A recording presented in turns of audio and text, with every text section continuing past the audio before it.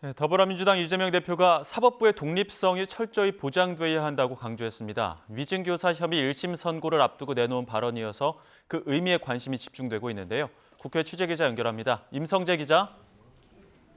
네, 국회입니다. 네, 민주당 아침 회의에서 나온 이 대표 발언 자세히 전해주시죠.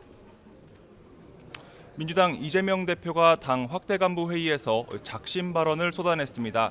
다음 주 월요일 위증교사 사건의 1심 선고를 앞두고 사법부 독립성의 보장을 강조하고 나선 건데요.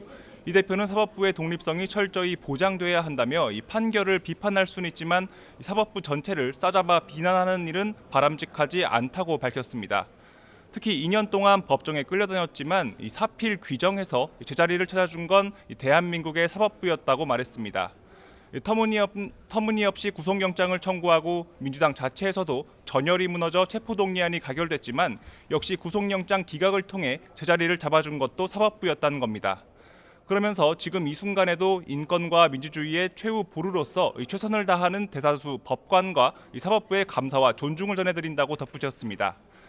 이 대표가 공직선거법 1심 유죄 판결 이후 일주일 만에 내놓은 이 같은 사법부 관련 메시지의 배경에 관심이 집중되고 있습니다.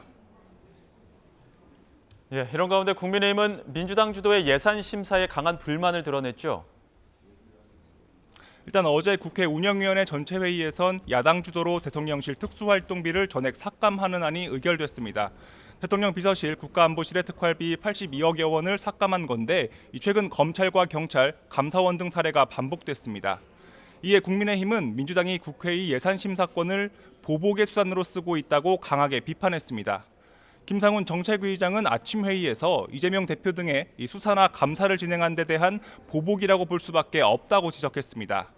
그러면서 예산은 국민께서 정부의 손발을 묶고 민주당과 이 대표의 범죄를 방어하라고 낸 혈세가 아니라고도 목소리를 높였습니다. 서범수 사무총장 역시 민주당의 보복성 예산 심사를 비판하면서 정쟁과 공세만 일삼게 되면 민심도 민주당을 떠날 거라고 비판했습니다.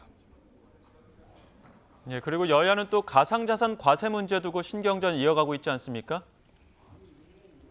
네, 최근 국민의힘은 내년부터 시행될 예정인 코인 등 가상자산 과세를 2년 유예하는 방안을 추진하고 있습니다.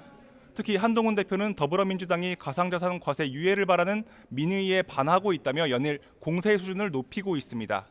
청년층과 가상자산 투자자를 겨냥해 민주당이 따라오지 못할 정책을 먼저 제시하는 차원이라는 게 한 대표 측 설명입니다. 문재인 정부 시기 부동산 가격이 폭등하면서 중산층이 자산을 불릴 기회가 적어진 상황에서 그 길을 제시하며 지지층을 끌어모으겠다는 겁니다. 과거 야당이 금투세 폐지에 전향적인 입장을 낸 것과 같은 상황을 기대하는 기류도 엿보입니다. 반면 민주당은 공식적으로는 가상자산 과세를 예정대로 시행하겠다는 입장입니다.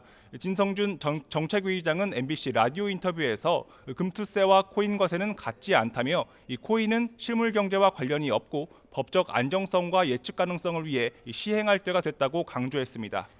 또 과세 부담을 고려해 소득공제 한도를 기존 250만 원에서 5천만 원으로 늘리는 게 민주당의 입장이란 점을 분명히 했습니다. 다만 최근 이재명 대표는 지도부 회의 등에서 이 코인 과세가 가능하겠느냐는 취지의 물음을 여러 차례 피력한 거로 알려졌는데 이에 대해 당 핵심 관계자는 이 대표가 소득 파악 등 실무적인 물음을 한 거라며 당 차원의 입장 변화는 없다고 강조했습니다. 지금까지 국회에서 YTN 임성재입니다.